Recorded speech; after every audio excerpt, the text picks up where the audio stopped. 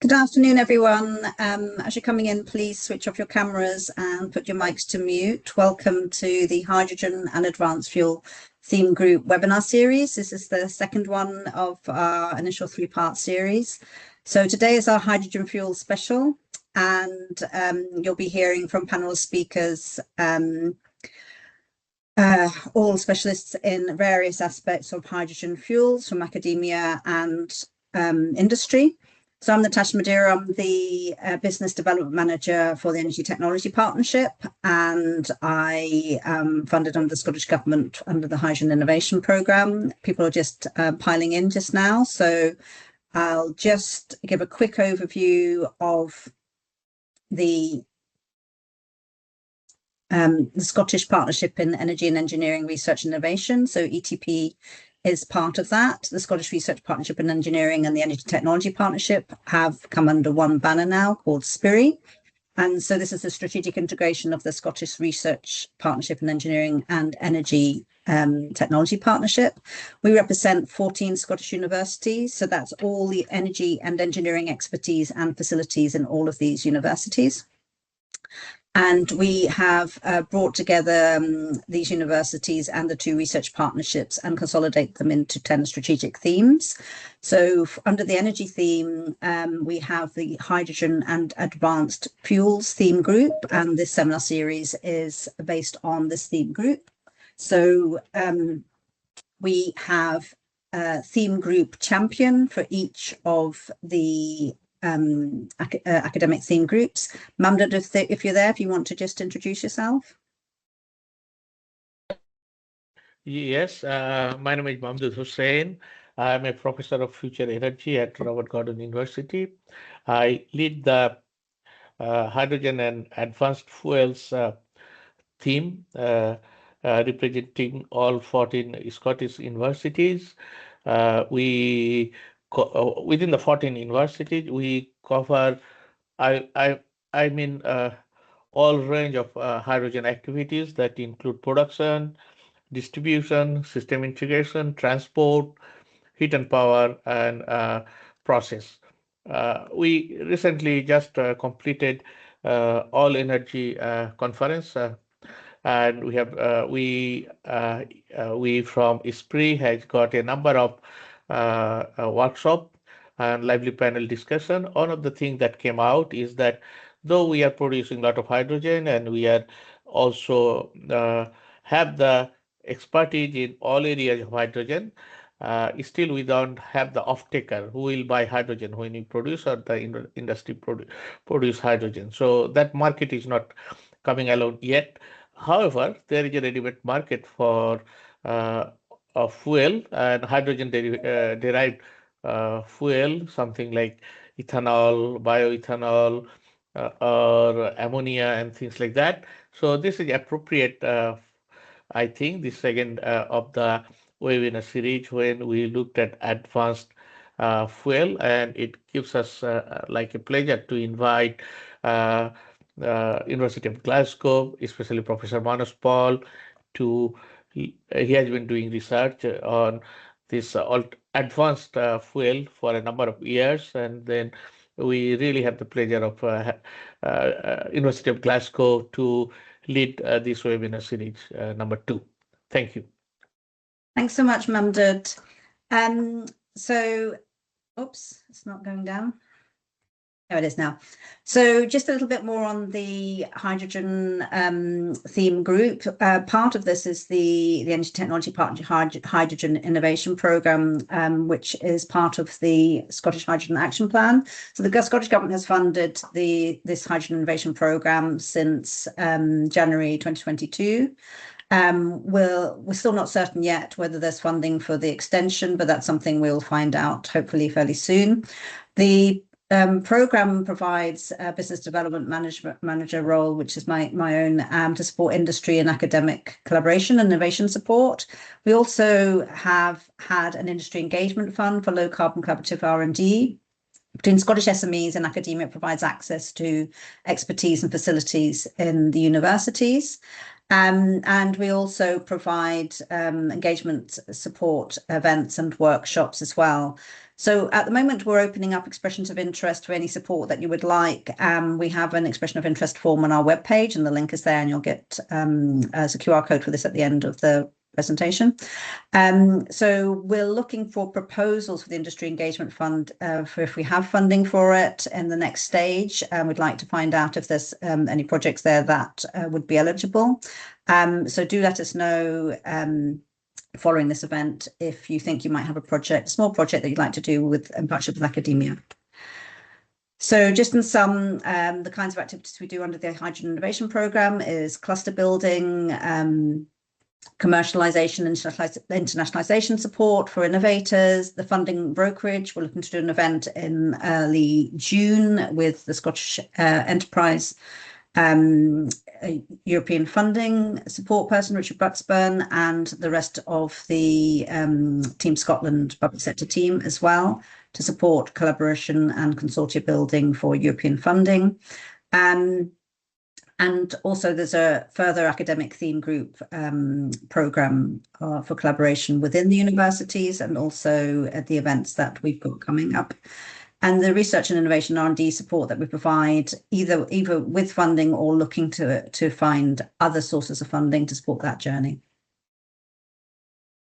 So the Hydrogen Advanced Fuels webinar series, we started this last month, and you can see the last webinar on our website, on the event webpage. So we're trying to bring together this hydrogen and advanced fuel theme group, the academic group, but with industry and other non-academic organisations relevant to the hydrogen ecosystem. So we're trying to use this as a springboard for forming new initiatives and collaborative partnerships. We're showcasing university and industry projects, both from early career research and established academics, and we're promoting knowledge exchange and awareness raising of what's out there and upcoming issues. We'd like to encourage partnerships beyond the academic theme group as much as possible, and especially into the advanced fuels ecosystem as well. We're looking to establish a focus group on hydrogen-derived fuels, and some of the members within today's presentations will help us set this up, as well as the public sector bodies, the enterprise agencies, Paul Wheelhouse and Jonathan Simpson as well. So the agenda for today is,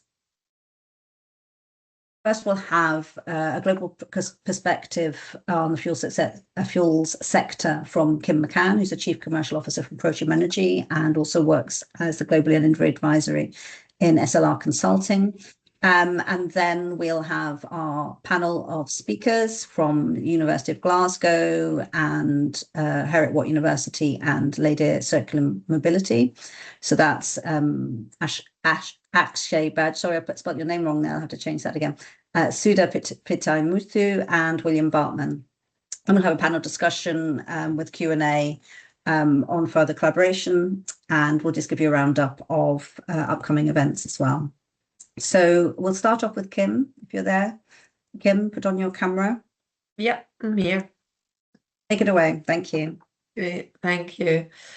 So hi, nice to meet you all virtually. My name's Kim McCann. I have got two hats. I am the Chief Commercial Officer of Protium Green Solutions, but I'm seconded into that role because I'm also a consultant. I am a Global Director of Energy Advisory, so I run the Global Energy Strategic Advisory Service for SLR Consulting. And that's why I'm going to bring that sort of global perspective to this, but then be able to talk specifically about what Protium are doing, who have been a company I've been working with as a consultant and now more inside the tent for about the last 5 years, and where that fits in the UK and in the Scottish hydrogen economy going forward. So if you go into the next one, please. To give you some of my, Natasha, if you go into the next, thank you. To give you some of my perspective, and this is, or my background and where I'm coming at this from, and this slide is the one I'll talk to most in terms of the global perspective.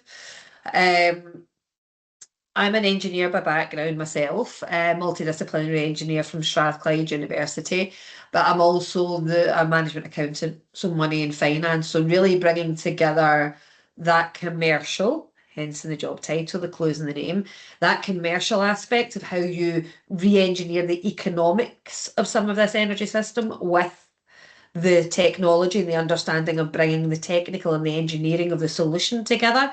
That's really what I've built my 30-year career on. 20 years of that has been in energy industry. I was 14 years with Shell. And in that business, I understood the super majors are a great training ground to understand how you build a value chain, how you build a fuels and a molecules value chain. I used to work in Shell Aviation, doing exactly that, looking at how you build strategic control points and how you manage from the customer right the way back. And that's where I first hit on hydrogen back in 2015. And what I found when I was at Shell that is relevant to why we're talking about hydrogen and why it says what it says here in blue actually on the slide. What I realised in Shell was, as much as we're looking at where you can replace fossil fuels with power, and we should be building out and doing as much renewables as we possibly can to go to electrons, make the energy transition as much about power. There is a whole load of stuff that comes out of a refinery that you cannot replace directly with electrons. Whether that is feedstocks for industrial use, industrial gases, we're seeing the impact of that right now geopolitically in our food system, coming on to ammonia, but also in CO2, O2, nitrogen, a lot of these global gases and global fuels, refined products have been impacted by the geopolitics and the Strait of Hormuz. So there's an awful lot comes out of a refinery that you can't touch with electrification. That was a key realisation for me when I was in Shell. And all of the things that's on here, whether it's replacement for many of those industrial gases, some but a lot of, and that could be methane, natural gas as well as, whether it is ammonia and stuff going into the food system and other fuels, you can't directly electrify fertilizer. It's got to get from electrification into a molecule somehow. The same with where I was in Shell Aviation and maritime aviation, maritime always brother and sister fuel businesses. So why are we still talking about hydrogen, and why is hydrogen still to me so important? And what was the aha moment I had 10 years ago in Shell looking at that globally, at that perspective, was regardless of everything we do in electrification, we still need to replace all of that, and fundamentally making synthetic hydrocarbons is going to require those two things: hydrogen and CO2, maybe biogenic CO2. And we can talk a bit about that later, but this is really the first bit. You fundamentally need the feedstocks. That's the second thing that we need to think about in today's discussion about why Scotland. Fundamentally, all fuels businesses have always been about the feedstocks. The super majors became super majors by getting the fossil feedstock, holding on to that, and then getting strategic control points that I mentioned earlier along those value chains. But it all starts with feedstocks, and you see that right now today with even SAF, where the super majors are going HEFA first. They're going and capturing hydrogenated esters and fatty acids. They're going to capturing those feedstocks, use cooking oil feedstocks, and using those for SAF first. Cheapest feedstock and going feedstock forward. Scotland's the windiest and rainiest place in the world. There's something we've got plenty of feedstocks for, and it's green hydrogen. So that was another key element from a global perspective that I looked and seen there. So this market, in terms of fundamentally displacing fossil fuels where direct electrification cannot reach, there is a lot out there. It is a big market, and it is the key bit that has not yet been cracked, so to speak. And one of the key elements up until now, the transition to that has been driven as part of the global energy transition and driven by decarbonisation and climate change. That has fundamentally changed in the last 2 years. When you really look at the other end of this equation, from the demand back, the geopolitical movement in the last 2 years means that decarbonisation is not driving anyone's buying decisions right now. And I'm seeing that as a seller of energy consultant services globally, and as someone who is selling actively. We are selling in right now unsubsidized green hydrogen molecules. You have to be better, faster, stronger, and the decarbonisation come anyway.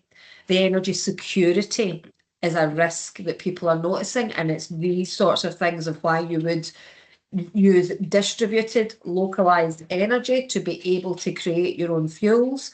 These are the things that are driving buying decisions now, and volatility in feedstock prices, the underlying feedstocks of fossil fuels.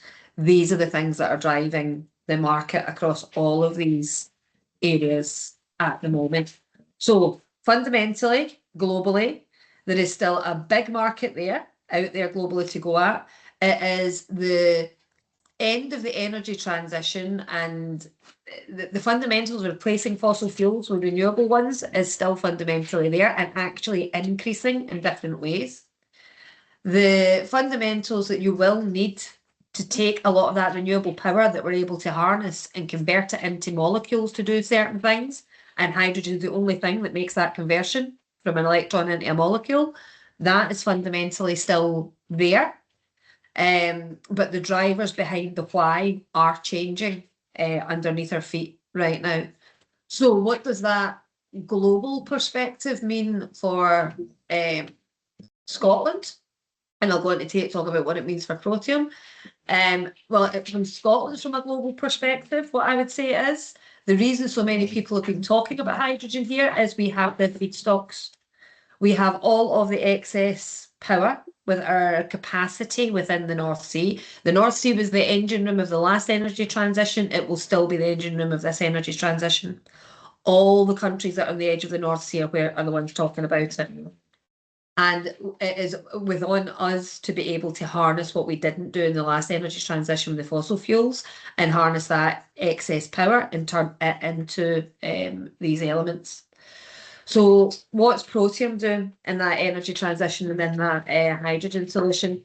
Protium's a startup that founded in 2019, and we are really from that startup into that scale-up phase right now, where we are one of the very, very few, and this is quite a differentiator, one of the very few operators in the UK right now operating a portfolio of green hydrogen assets and selling and marketing unsubsidized green hydrogen right now. So we are addressing and displacing fossil molecules with green molecules right here just now. We've then had to look at that market movement that I was talking about globally and look at, and this is what I've been helping Protium with, look at where and how we use the knowledge we've gathered in South Wales, where our first assets are, to be able to take that and expand it more globally. And this is where the movement into Scotland and the learning into Scotland that we can bring is really quite important. The other key element, which comes to the technical audience here on this, given this is about how does R&D collaborate, the key findings that we found, Protium's tagline is making green hydrogen simple, or making energy simple. The key thing here is hydrogen is an unknown, it's new to people to adopt. Therefore, the technical and the engineering and the solutions end to end is really important for the end off-takers to be able to enable them and make it easy for them to switch, get them a no regret option. Our technical services team in understanding how we as Protium can be a platform for these new technologies coming out to disrupt the existing markets. That's a key differentiator for us, and we found a key enabler of how we're able to sell those unsubsidized gases at the moment across the UK. If we go on to the next ones, what's really important here to notice is that right now what we are selling is to off-grid power and industrial gases, where we're displacing grey, where it's feedstocks, not necessarily industrial energy. That's where right now the high value margin is. The key thing that I've learned over the last 30 years of bringing new technologies into market is that you need to time the market correctly with the scale and size as you bring it up. Everybody, and it's really about the bridge. How do you bridge from the market that's there today that Protium's currently serving with our smaller assets, which is off-grid power, diesel generators, and displacing them with off-grid power, where direct electrification can't reach, and niche, smaller volume, but industrial feedstock rather than industrial heat. So not as part of the energy transition, but as an industrial gas. That's a lot of places where we are seeing the market right now. How do you bridge from that to the e-fuels we were talking about? SAFs, e-methane, ammonia. That's the biggest challenge. How do you bridge from the market today to the market of 2031, 35? And that's where a lot of people have been falling down. That's when, as I said, our technical services we've found. So again, that collaboration with R&D and why the engineering and technology is still really important here. That you've got to innovate in, but you've also got to innovate the commercials. And that's something I think Protium as a start-up, scale-up platform is being able to do that is different from what the big utilities can do, the big industrial gas players, the big oil and gas players. They can innovate around the commercials and the technology together and work out how you make this work. And that's exactly what we're doing. And that's exactly what we're looking to do across our portfolio. So really that commercial development, don't underestimate how much of the heavy lifting that is to make the economics of hydrogen work right now, and how we've got to tailor the commercial teaming around projects to turn them into a long-term sustainable business using the knowledge and the model that we've run successfully in South Wales. So this then tells you where we're taking that going forward. So we've got, you don't actually see our production assets on this. This is all forward looking because you can see the weight suddenly moving north, which is where it starts to come to why Scotland, given what I was just saying. Stop the dog shouting at me in case you could hear him in the background. So what Protium's done in the southwest is take the UK, we're in the middle of the UK's largest industrial cluster, and focused on aggregating the niches where you can sell the higher value products and just show and prove it and get the technical services to prove that these things work out. However, if you look at this at a systems level, I don't need to tell many of the technical audience on this market that fundamentally we need to go where the power is. And Scotland's big problem is it's got all the excess power and water you'd want. 90% of the UK's fresh water's in Scotland. Although Martin keeps telling me from Scottish Water it's in the West, Kim, not the East. Fair enough. But still, it's the only place I know that's not desalinating right now globally. That's that global view. And we do and will have all the excess electrons. Grid connections are further north. We're desperate for demand at a system level as the UK. So it's it makes sense to make it there. There's no industry, right? So got that demand supply, and as a developer where you're stuck between the two, there's not enough industry to go big straight away. I think that's a benefit. I think that's a feature, not a bug, to use the Silicon Valley term. We are the right size in Scotland. We're the right size, the right scale, and still part of the seventh richest nation in the world. We are actually globally, geographically, quite unique. We're an archipelago, aviation and marine, we're a must-have for some of that. We are small geographically, so we can do test bed short hops in these things. And we've got all the feedstock you'd want. And we're on the edge of what I just said is the engine room of the energy transition, and we have always had the European energy capital. So we are the most highly educated nation in Europe, Scotland now, thanks to most of the people sitting on this table around this call, given the amount of academics that we've got here. And we need to turn that knowledge capital into capital. And harnessing that in the wind and rain into hydrogen has got to be part of it.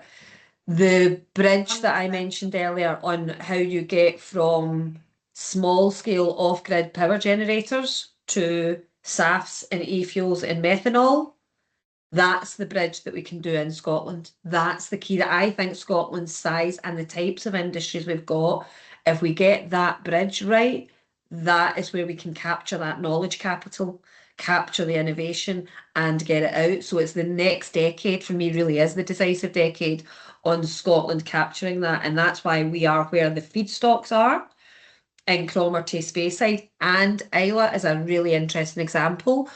Highest CO2 per capita of anywhere in the UK because of the size of it, the remote nature of it, but then the number of distilleries that's on it. You get a whole island solution that works for Ireland. That's a blueprint globally for a lot of places. And this is how I'm planning to do it with Protium. So this is how we're taking that global perspective that I've talked about, how I see what as a Team Scotland hat, my third one I think I mentioned today, a Team Scotland hat, how I see with Scotland's opportunity and how I'm determined not to do what I seen happen in oil and gas last time and us fritter away the North Sea dividend where Norway made it the largest sovereign wealth fund in the world. So this, as I said the other day, this is the hill I'm willing to die on for my career. I'm working with Protium to work out how we can do this together. And that's what we really are focusing down on by having acquired, you may see in the news, Storega's green hydrogen portfolio. We are today serving the market that's there today, off-grid power. We've been doing a wee bit of truck diesel, but industrial gases. And we are next moving that industrial gases, I should say, actually more than industrial heat. We're then moving that up next. And the reason the Highlands make sense is everything up there is already on liquid fuels that is shipped in and trucked across from Aberdeen, most of it. You have got distilleries working on kerosene, literally jet fuel without the aromatics we're using to make whiskey right now. This is the region in the UK with the highest fuel poverty in the UK because it's got the highest cost of fuel right now. That's outrageous when it's got all the feedstock, but it's because of the dispersed nature of it. It is not suitable for massive big infrastructure. That's why it's the perfect bridge between off-grid power, because you're running schools and distilleries in off-grid power. Yeah, so you can make that industrial bridge work, which is harder other places when they're already on a gas grid and they can just re-go their way out of their green problems right now. That industrial heat bit has proven harder, but Scotland is unique again in its topography and the fact that we do have high value products, mostly in whiskey, let's be honest, with industrial uses in some of these regions, and it's about the size to do that bridge so that we can then get to where we need to for the marine fuel and SAF going forward. So starting with the off-grid and given everything that's currently off-grid just now, and then jumping from that, moving that through the industrial heat and starting to feed the R&D around the fuels so that by the time we then get into the 2030s, we're really being able to industrialise the fuels much more for the first half of the 2030s. That's our strategy and approach for how we want to bring this forward and use Scotland's unique position in a practical way to bridge between the market today and the market of the future. Thank you, Kim. We've got some questions for you. Shall I skip through the last couple of slides, or do you want me even just put the Cromarty slide up? Maybe just put on the Cromarty slide, and we can hold it that so that people can see the first step in that. This one. Yeah. Okay. Just so people can see the sort of numbers that we're talking about here in size and scale and the steps. We're sharing all the slides, so you'll have all of the whole slide pack, everyone. We have a couple of questions. So one from James Montgomery. What sort of response are you receiving from external funders in supporting the required commercial innovation? So external funders, Protium is backed by Barclays, Swen and Itochu and Total Gas. We are seeing we will be going out to raise more funding for the portfolio projects that you will see going through this up to 300 meg and others in the future. What we are seeing at the moment globally, actually, what I'm seeing at the moment is the hydrogen economy is starting to heat up again for the investors. You're starting to see things take FID. We've seen our friends at Carlton, I think, took FID this morning. That'll be the third Hearth one taking FID. I was hoping we might be third. We'll now probably be fourth at the end of this year after Carlton. They got in front of me. But well done, Carlton, she says grudgingly. But you are starting to see that investment market heat up. And there's a reason why we've got 2 Japanese investors that came in last time. You are seeing a lot from the East, given what they've just experienced in Asia Pac with the current global fuel crisis. Diversification and partnership with Europe and looking at future fuels themselves is hot from an Asian investor perspective, or getting hotter from an Asian investor perspective right now. Thanks so much, Kim. We'll have more opportunity for questions with Kim in the final half-hour panel discussion. I'm just going to hand over now to Prof. Manush Paul from Glasgow University, who will be chairing the next session and giving an overview of the expertise within the Glasgow University's research group as well. Over to you, Manush. All right. Thank you, Natasha, and good afternoon, everybody. So I think what I'm going to do, I'm going to have my presentation first, and then after that, I will introduce the other panel member. Is it okay, Natasha, that way? Yes, that's absolutely fine. Yeah. Yeah. So those who don't know me, so my name is Manush Paul. So I'm professor of thermofluids working at the University of Glasgow. I'm head of Energy and Sustainability Research Cluster at the James Watt School of Engineering. In terms of my research expertise, so I have strong interest in the thermochemical processes within the framework of thermofluids, which involves a lot of biohydrogen production through gasification, and other processes also include pyrolysis of waste biomass and also non-recyclable municipal solid waste. And I'm leading a project called Hydrogen Becas, so bioenergy with carbon capture, utilization, storage, which is funded by UKRI Supergen Bioenergy Impact Hub. So this is the production side, and also I have interest on the end-use applications of hydrogen and hydrogen blend fuel like ammonia and other form of fuel like syngas for combustion applications. Okay, so thank you. So in the next 10 minutes, I'll be just also giving a little bit of overview of what we are doing within this sort of theme that we have been discussing today, hydrogen and alternative fuel.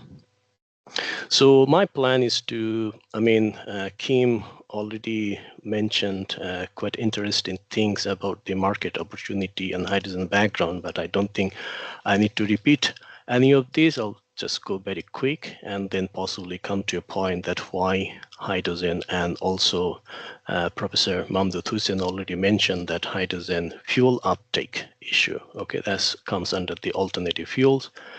And a little bit about those who don't know about BECS and BECAS, which basically has the potential of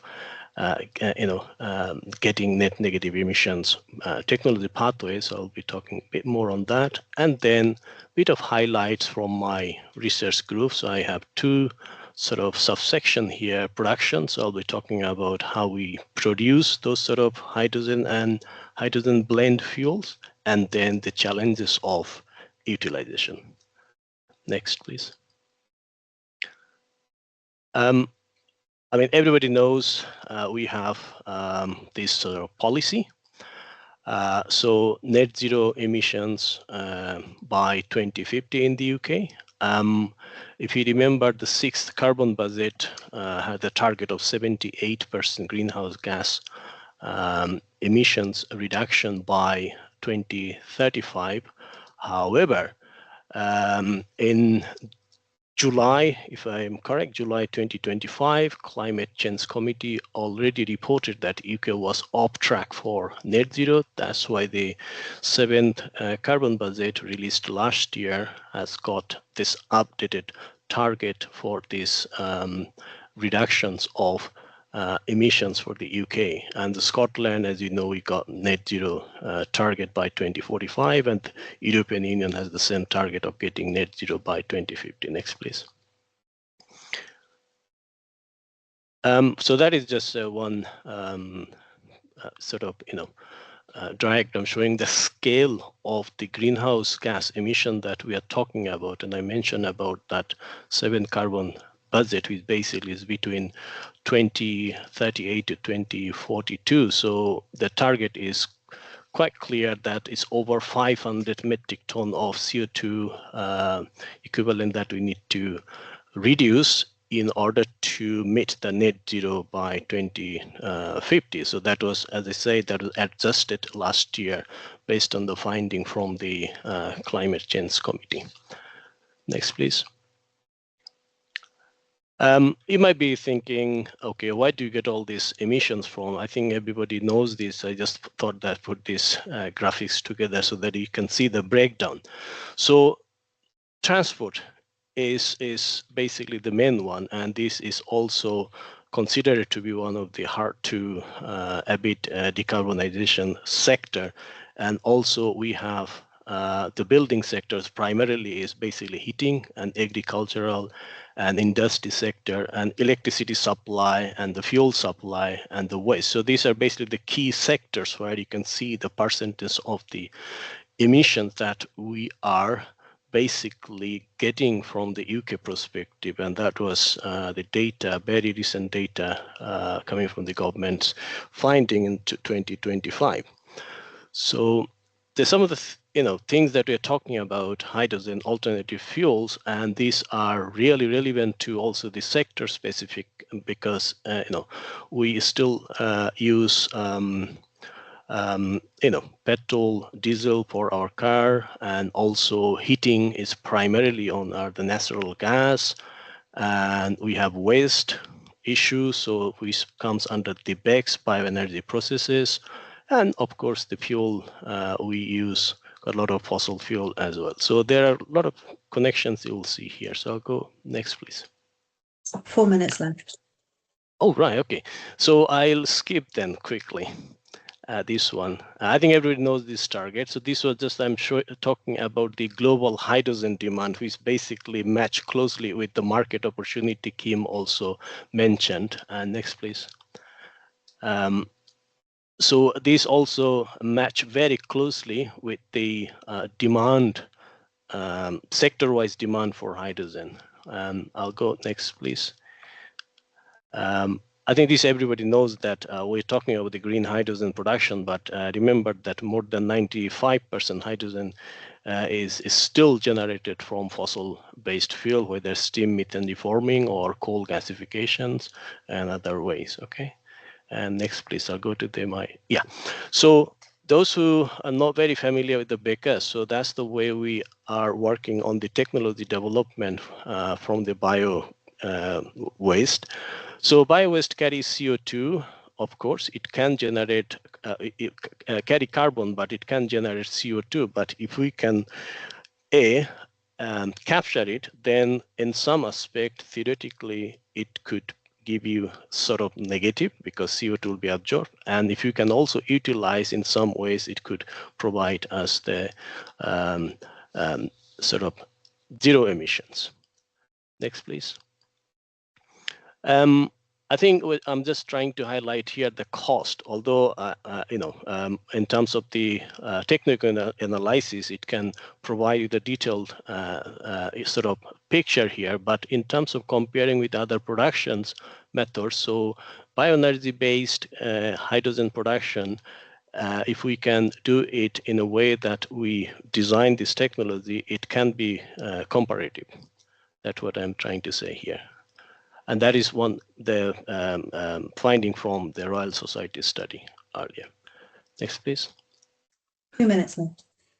Okay, so this is the one I was mentioning about this bioenergy project where I'm leading this hydrogen BECS, which is basically £5 million project funded by UKRI, led by colleagues in Aston University, and with partnership with several companies, as you see some of them here. They're national and also international companies here. And next, please.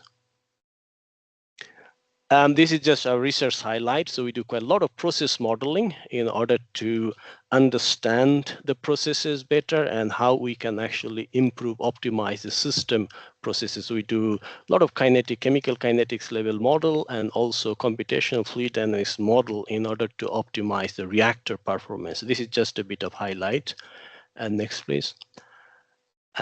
We have been developing our experimental facility in-house. There's a number of reactors that we can use, and to produce the biohydrogen, we use different sort of feedstock coming from agricultural residue and other feedstock. So that's just a little highlight here. And I know I need to move first. So next, please. Next, Natasha, next, please. Yeah, so that's just an example that some of the unconventional feedstock we use, and we also use this feedstock for biomethanol production. Next, please. Yeah, so I'll go next, please. Because I have the time. And we do have other facilities in Glasgow as well. This is anaerobic digestion. So we have been working closely with some partners in India and also in the UK industries to actually see how we can optimize this biogas production. So we have some nice, interesting result to report, but we'll publish this result maybe within a few months. Thank you. And as you know, we have been developing the Glasgow Hydrogen Innovation Center facility here. So this is just one picture showing you. I know there's no equipment is there, but our aim is to get things ready just after the summers. Okay, there are a lot of facility available to actually for doing hydrogen related testing. I guess I'm almost done.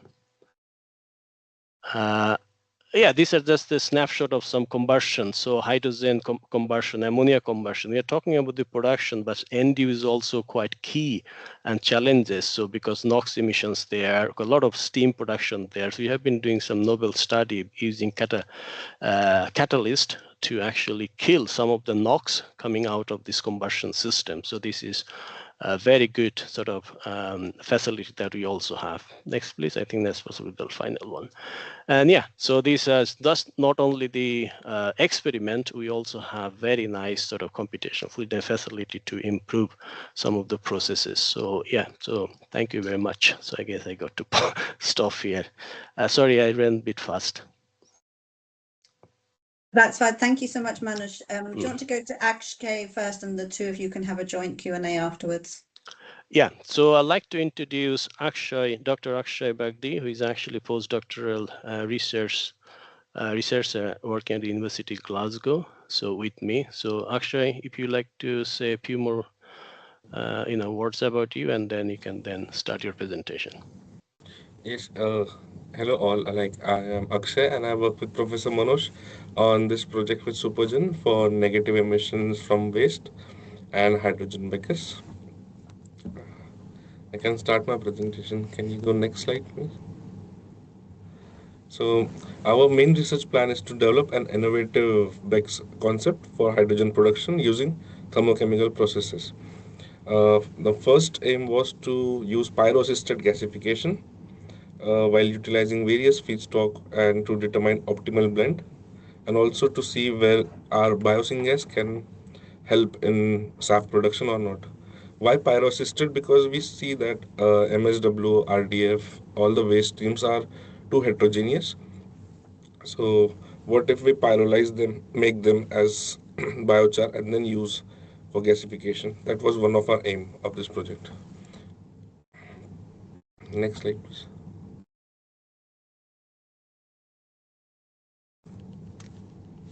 So this is our first integrated hydrogen BECS concept. Integrated, it has three subsystems: gasification, then calcium looping cycle, as well as pressure swing adsorption. The feedstock comes in gasification reactor. It turns the solids into elements like carbon, hydrogen, nitrogen, and then with steam and CaO, we are trying to reduce the carbon dioxide into calcium carbonate, and later on we release that carbonate into back again to calcium oxide and CO2, which is later separated. But with using some process parameters optimization, we were able to get very high hydrogen syngas from the first stage of gasification itself. And the novelty of this integration was how hydrogen can be increased on the downstream by changing the process parameters in the gasification and calcium looping cycles. Next slide, please.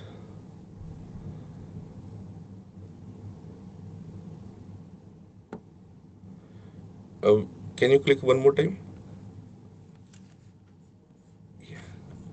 We also do reactor level modeling, because reactor level modeling helps us to understand the particle size distribution, how it works. This is a case of fluidized bed gasifier, and we were trying to understand how we can enhance the reactive process of gas production. Next slide, please. So we started with firstly validation. Our model was validated with various studies with different gasification processes, with different gasification agents, configurations, as well as for calcium looping and pressure swing adsorption. And we are currently validating a high pressure gasification system, which is at Aston University. And yeah, we have validated with more than to understand and study and gain confidence on the model we developed, so such that our model is robust enough that it can take any kind of feedstock and produce similar results to the gasification studies. So our initial results using plastic waste and MSW, uh, we found that we could produce up to 93% of dry hydrogen as well as capture 90% of CO2. Well, this study is already published, and the main part of the study was we could get more than 93% of hydrogen, but then there was some trade-offs between CO2 capture. So CO2 capture was less. So we use multi-criteria decision making to set our trade-offs, like 90% carbon capture. We stopped at 90% carbon capture. Below that, we will not accept. So that's why this was the best case for the initial study. Next slide, please. When we talk about hydrogen system or big plant or machinery system, we always see that everyone talks about energy.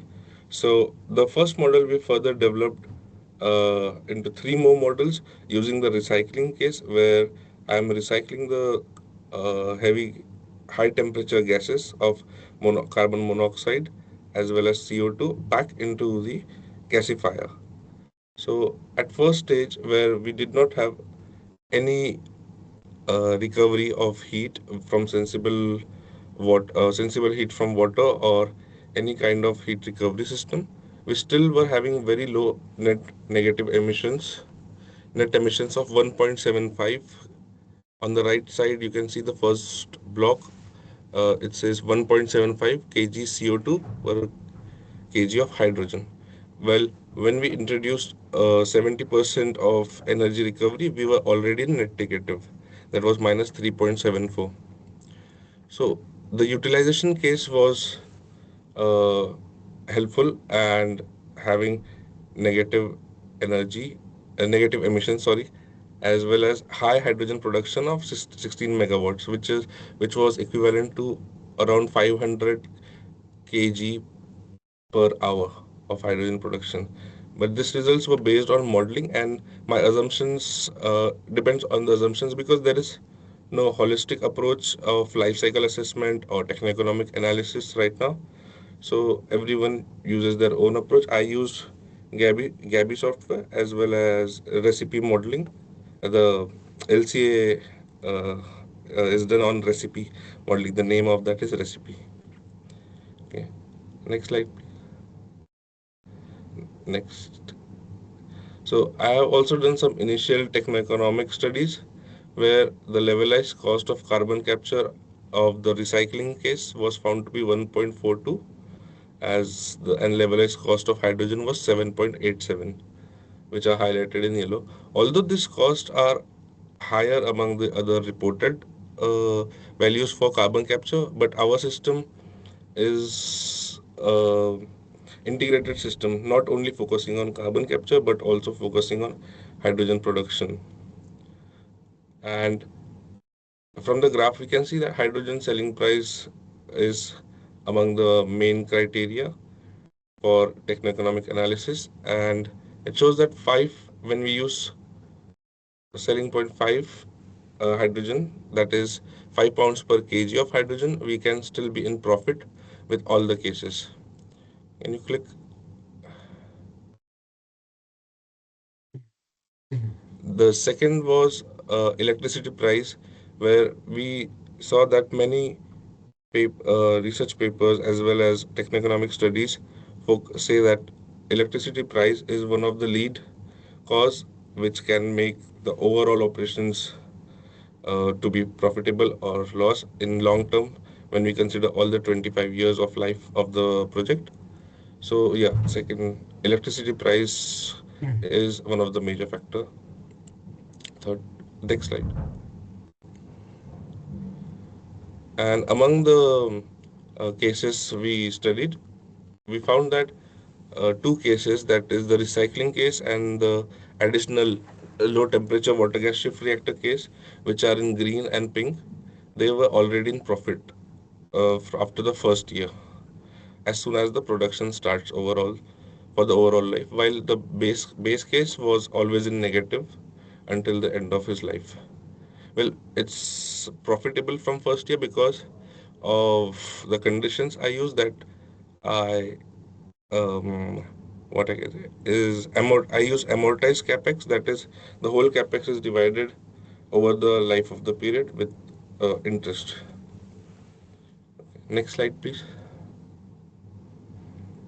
We also did some in-house feedstock investigations. Uh, can you click more? Yeah, and we've made our own RDF using the IEA terms, and we created RDF as well as MPW. Then we tested it, and it was similar to what literature has said. The main finding was that RDF is mostly cellulose and calcium carbonate, because RDF we are not using any waste wet fractions, so only solid fractions. So paper, plastic, tree leaves, all of this. We studied some initial pyrolysis of this test. Can you click next slide, please? After the initial pyrolysis study, we found that we have biochar, bio-oil, and tar, and as well as we had a lot of tar available after pyrolysis study. But my process parameters are very different, like they are high temperature, so it already transforms the tar into gases. Some other feedstock, XRD of ash shows that it has high calcium content, as well as the XRF results also denote that it's 80% calcium oxide. Next slide, please. Last minute. So this was a base experimental setup. Can you click next? Yeah. So that's the same setup, but it is a schematic. So I am doing here.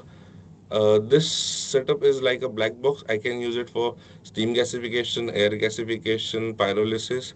Like it can be used for multiple ways. So in this setup, I used air first, air gasification. When I introduced only nitrogen, it was pyrolysis, and when I used water and steam, it was steam gasification. So the steam enters from the water storage and it helps with the gases. Then it goes condenses the oil, gas conditioning. Then it flows out to analyzer, and after that it goes to mass flow controller, and then to exhaust. Next slide, please. So now this BECS concept, I have applied to three different thermochemical processes, that is air gasification, pyrolysis, and steam. And we found that pyrolysis and steam gasification have higher carbon capture content as well as higher hydrogen production.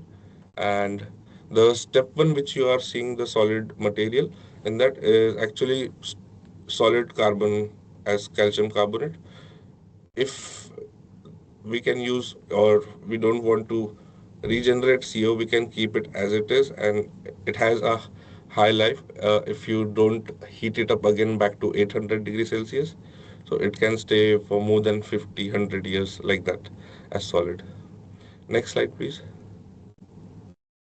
Yeah, we also studied introducing more plastic and RDF and utilizing the optimum ratios which we deduced from the first study, that is modeling. So we were having similar results of carbon capture that was like 89% and that with higher hydrogen content. Yes. Next slide, please. Yeah, so we validated our first initial hydrogen BECS concept, and as well as we are working towards sustainable pathway for negative emissions. And ongoing, we are still doing LCA and TA optimization work, which can help bigger industries for scale-up opportunities and de-risking the investment. Okay, thank you. Thanks so much, Akshay. Sorry, keep stumbling over your name. Akshay. Thanks so much. I'll hand over to you, Manush, for Q&A. And I'll just check if there are any questions in the chat.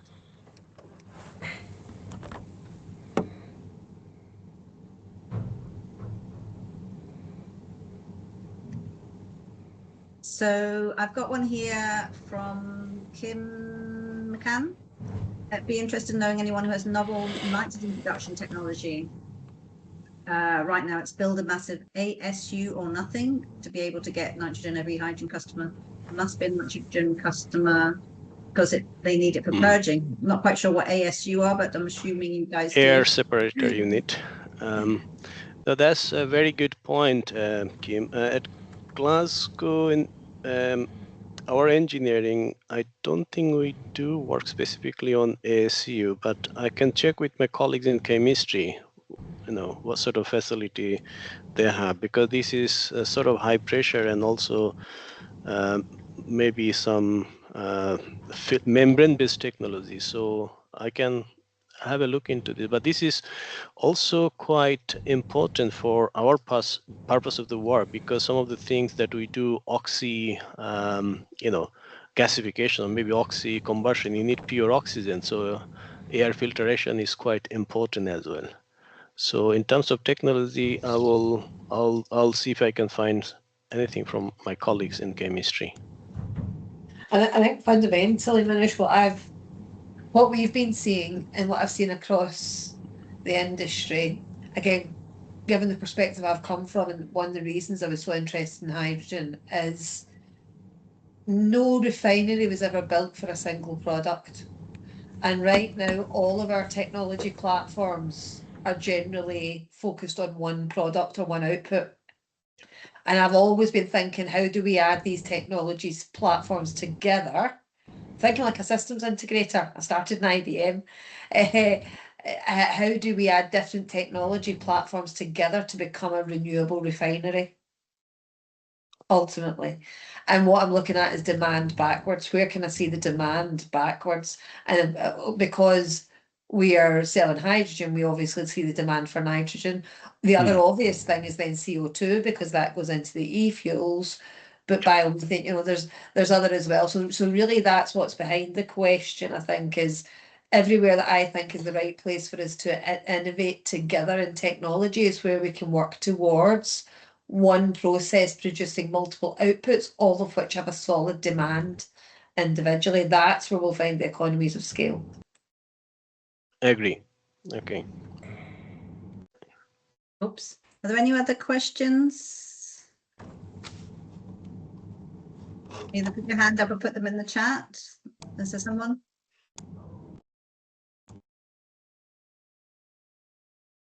No, so we'll move on to the next presentation. There'll be more Q&A at the end.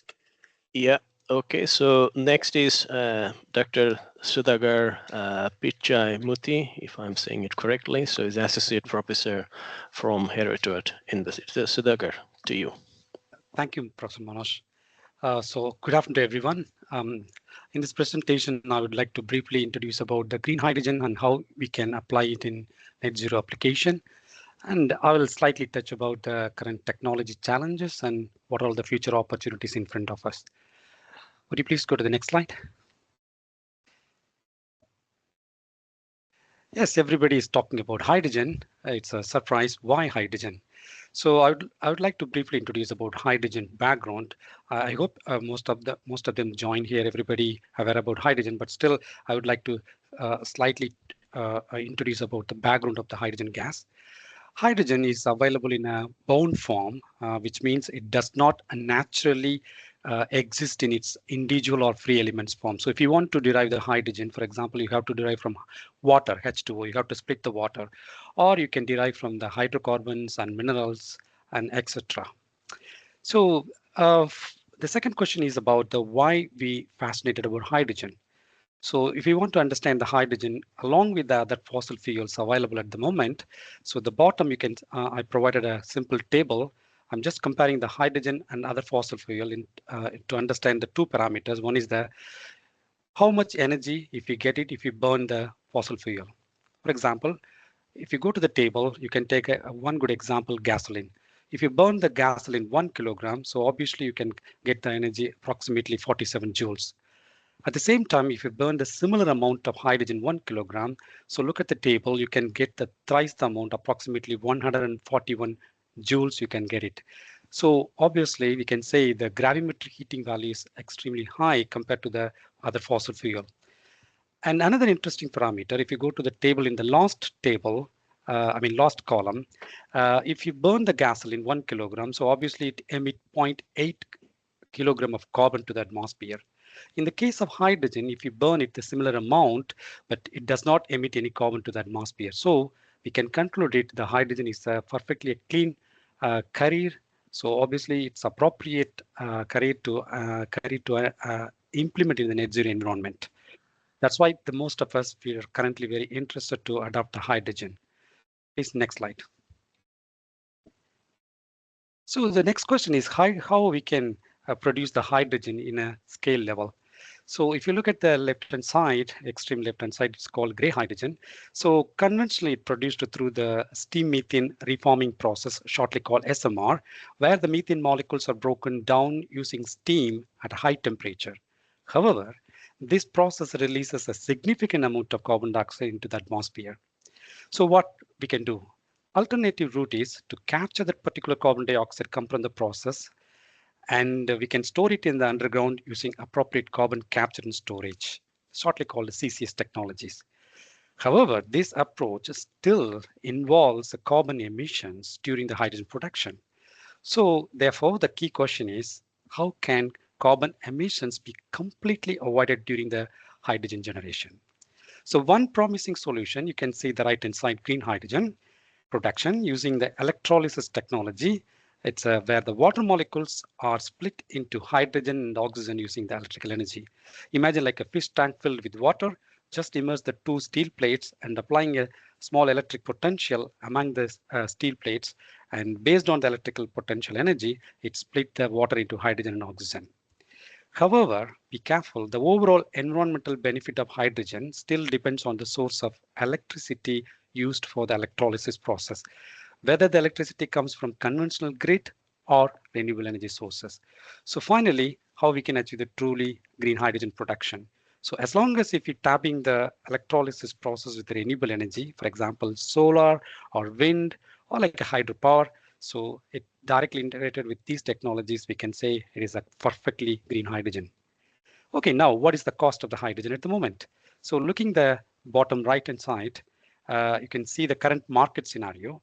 The cost of the green hydrogen, for example, the megawatt hour, still is relatively high compared to the conventional hydrogen production route. However, the cost is expected to decrease significantly, for example, in 2050 in the future, due to the many advancement in technology, economics of scale, stricter carbon taxation policies, and increasing market competitiveness. So eventually, making green hydrogen is economically competitive with gray hydrogen. Please, next slide. So what we are doing in hydrogen research at Heriot-Watt University. So including myself at Research Center for Carbon Solution, a few more colleagues are working in hydrogen topic in different areas, including business model and hydrogen storage and different topics. So mainly, One of our major research focus is the development of sustainable hydrogen production system that can be utilized in industrial grey water and instead of fresh water. That's our specialty.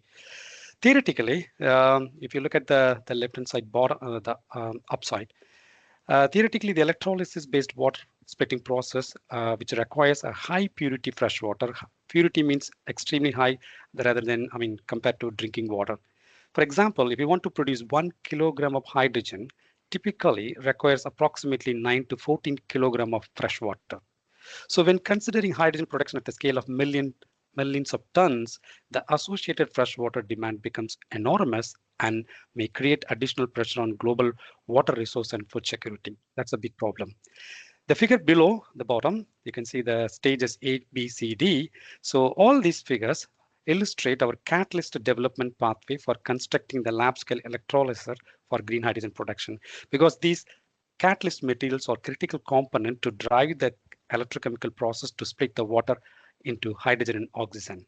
So what we're doing here, our research involved developing nanometer scale electrocatalyst. For example, the size of the particle, the catalyst particle, is extremely tiny, like a 10,000 times compared to your hair diameter. Hair diameter is approximately 2 microns. So compared to your hair diameter, these particles are extremely 10,000 times tiny particles. So, and also it's quite very cheaper compared to the benchmarking catalyst selling in the commercial market. So once we develop the lab scale material in a nanometer scale, subsequently we testing them under the flow cell condition that closely mimic the real world electrolyzer operations. At a broader level, so would you please go to the next slide? 3 minutes left. Yeah. Next slide, please. So at a broader case level, Harriet Watt University has an ambitious vision to contribute towards a greener Scotland through the integrated research solution, combining the renewable energy, because Scotland is highly blessed with wind energy, with a curtailment of 55%. And tapping with wastewater utilization, hydrogen supply chain, for example, fertilizer production, transport application, high value green chemicals production, and along with the digital twin platforms. So the right-hand side, you can see the recent project development. In this context, we gratefully acknowledge the support of SPEERI for funding our research on understanding the seasonal effect of solar PV-driven electrolysis, hydrogen generation performance, and associate hydrogen storage. This is a very critical component at the moment to understand how to integrate the renewable energy and hydrogen generation and storage. And also, I would like to thank our business development team, Jan and Nilton, and my colleagues. This work is being demonstrated collaboratively with our industry partner plus Zero Power. Sorry, unfortunately, I couldn't provide our technical results due to the time restriction. So please, next slide. So this is our last year achievement. We're producing the hydrogen from the whiskey wastewater, which is published already. And I have to appreciate my speaker student, Michael Walsh, who is one of the important contributor of this research. So this is one simple idea how we can develop the hydrogen from the wastewater. Please, next slide. So currently what we are going around the UK in terms of green hydrogen production. So the UK government have a twin track approach to produce the hydrogen. For example, they are aiming to produce 10 gigawatt worth of hydrogen production by 2030. So at least 5 gigawatt worth of hydrogen to be produced through the electrolysis technology, completely green route. So, but the bottom, you can see it is an alarm. It is a anticipated trajectory of hydrogen between the 2030 and 2050. At present, the UK's hydrogen production capacity is approximately 14 terawatt hour, but we have to achieve almost 500 terawatt hour in 2050. So I appreciate the Proteum. So they are one of the good example of a kilowatt to megawatt scale. More like they are crossing the pilot scale. So we are in a situation to take a long pathway to how to accelerate our deployment in the megawatt scale based on what we learned from the pilot project. Please, next slide. So finally, the key challenges surround in the hydrogen generation and the hydrogen economy. The left-hand side, yes, you can see the lot of potential application where the direct electricity is not possibly to apply, but still there are potential application in the heavy transport application like aviation and shipping as well as the chemical processes, and also the complementary application like a grid balancing. But the right-hand side, you can see the technical and infrastructure needs is the need of the hour. We have to think about the large-scale electrolyzer manufacturing. This is very important. And also we have to think about the refueling infrastructure, as well as how to encounter the engineering challenges while we tapping the renewable energy expansion. The other two areas are policy investment as well as the economics. So I don't want to go very detailed. Please, the last slide, please. Next one. Okay, the final take-home message, whenever we talk about the hydrogen economy, the most important take-home message is the how to reduce the levelized cost of hydrogen. I mean, what is the cost of 1 kilogram hydrogen? Currently, gray hydrogen remains cheaper because it is produced from fossil fuel despite being despite highly carbon emission. Therefore, reducing the production cost of green hydrogen while maintaining sustainability is a critical priority for the researcher, industries, and policymakers. At the same time, it is important to understand the real-world challenges involved in the scaling hydrogen production from pilot-scale demonstration to the gigawatt-scale deployment. The parallel efforts are also needed to develop the decentralized hydrogen production system. For example, the distillery industry is a one good example. You can tapping the wastewater, you can integrate the renewable energy in the site, and then you can produce the hydrogen that can be fed into the one of the process involved in the distillery process. This is one example. So you can transfer this type of ideas for the wide range of decentralized idea. Finally, I would like to emphasize about the importance of the skills development and workforce training, which is a critical component for supporting the future hydrogen economy. Finally, the developing expertise in hydrogen technologies, safety, operation, digital systems, and infrastructure management also very essential to accelerate the industrial adoption and long-term sustainability. Finally, the success of the hydrogen economy depends on how effectively we integrate the renewable energy, advanced electrochemical technologies, infrastructure, investment, and long-term policy support. Simply, we should develop a perfect ecosystem. Next slide. Thank you very much for your kind attention, and I'm happy to answer your queries. And of course, I would like to thank all our funding agencies, including SPEERI and our industrial partners, Plus Zero Logan, and our colleagues in Research Center for Carbon Solution, INETZ Plus, Harriet-Watt University, and Business Development Team. Thank you very much. Thanks, Sudha. Manush, have you got any questions? There's one in the chat as well.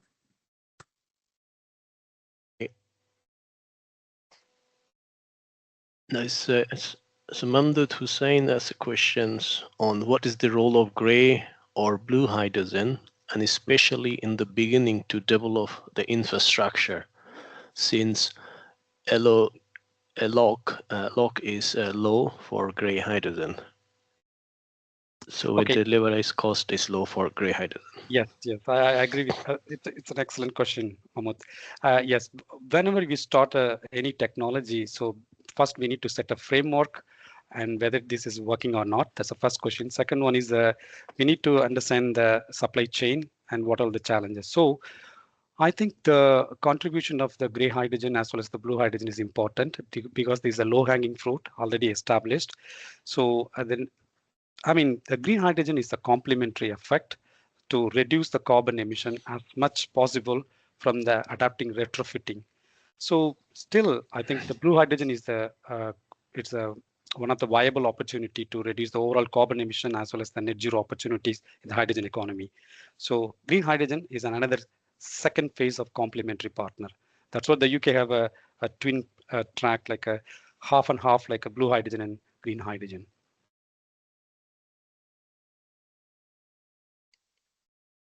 Maybe I ask a quick questions to Sudhakar. In terms of your waste water electrolyzer, I mean, how different it is from a traditional electrolyzer where you require really, very clean water to operate. So how is what difference you have in your electrolyzer?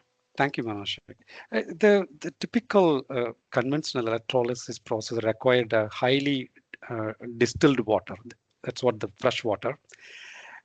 Because the catalyst or the materials as well as the membrane may have a poisoning effect. That's what we try to provide a very clean water. But the problem is where this fresh water quantity comes from the real world. So this is the bigger question in terms of if you think about the supply chain. So, okay, come to the industry grey water or the municipal treated sewage water. It is a plenty of amount already available in industry site as well as the sewage treatment plant. So mostly after the treatment or the before treatment, we put it in outside, right? Like more like a discharge. So why don't we think about that water? Either we spend a small pre-treated stage and then we can apply it into the electrolysis process. But the critical question is how far this gray water is affecting the electrolyzer component like a catalyst or membrane. So this is our research currently working. So definitely these are all the potential barrier, but we can sort out due to the technology development. Okay, thank you very much. So I don't see any other question in the chat, so we can move to the next presenter. So next presenter is William Bartman, who is the founder of Lightree Company. Okay, up to you, William. Oh, thank you, Manoj. Yes, my name is Willem Bartman, founder of Larder Circular Mobility. So we are primarily focused on methanol technologies, the production of methanol, also the use cases of methanol. Next slide, please. So during the last couple of years, we were fortunate to attract funding to work on solutions in the production of methanol from ETP and also Interface, whereby we used the hydrogen process as discussed for earlier for gasification, where we actually developed a lab scale process of using that CO2 and hydrogen to produce methanol, both for e-methanol and also then from the biogenic resources. We see Scotland as perfectly positioned for industrial sized methanol production to fit in with the coming change and transition for energy requirements. Can I get the next slide, please?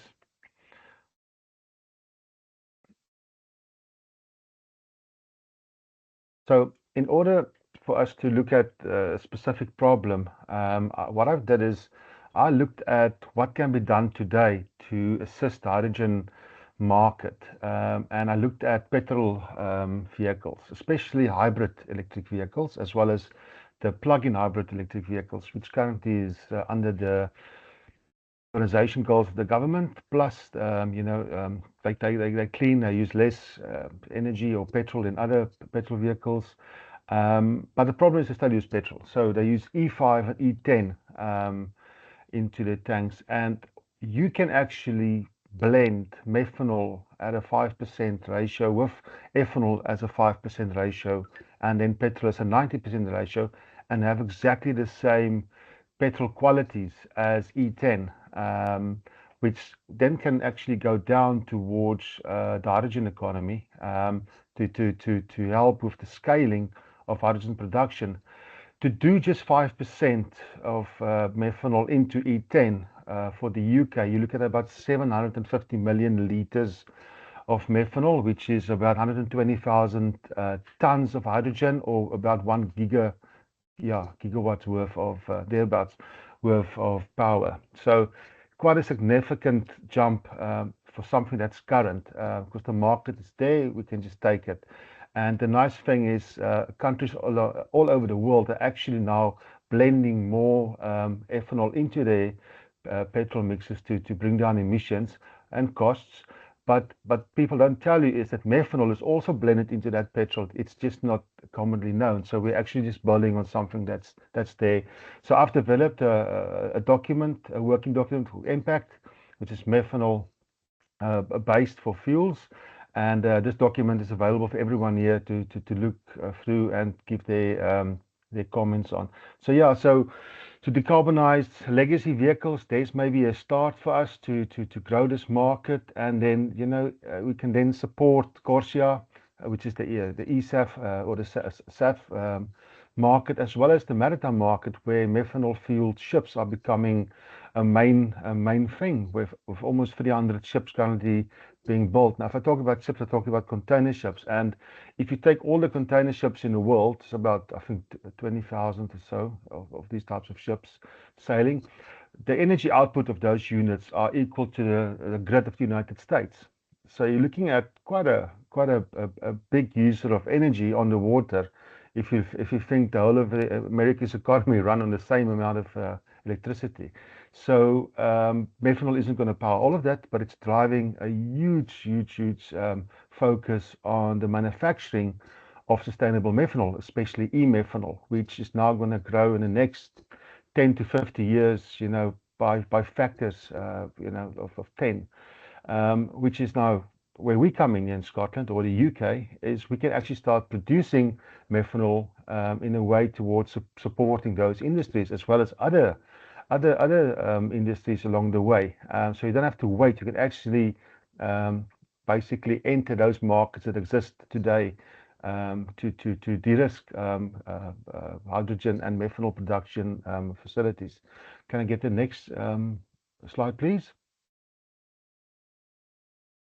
So what I've worked on personally on the product side is we can supply methanol trucks, engines for machineries. We can supply engines for marine applications. Aviation, we haven't done any work on, but except on the fuel supply side, I have now put in place a methanol supply chain for our needs for now and into the future, for green and grey methanol, depending on if we have mixing requirements, and also for power generation. We just launched the first methanol generator for the UK market to replace diesel with a clean energy option. And obviously, if you use green methanol, it's completely carbon neutral, which is exciting, I think, to say the least. The next slide, please. So, yeah, the road to resilience is the slide. Methanol is a great hydrogen carrier. It certainly enables a lot of use cases, like I just mentioned, and it's a growing market. It's not small. It's already a thing. It's been a thing for a long time. It's just an opportunity now to make it completely sustainable. And I think that's the opportunity that we should look after. Circummobility, what we are for is the recycling of the CO2 molecule, not creating anything more. Use what we have and just keep on recycling it into perpetuity, not creating any damages. And also methanol is water degradable. It dissolves in water, and it also is biodegradable. It will, as an organic molecule, it will basically disassemble itself when spilled on land as well. So yeah, today's assets are there, so we can decarbonize them while working on future technologies and assets. And I think methanol is our way to do that. Thank you.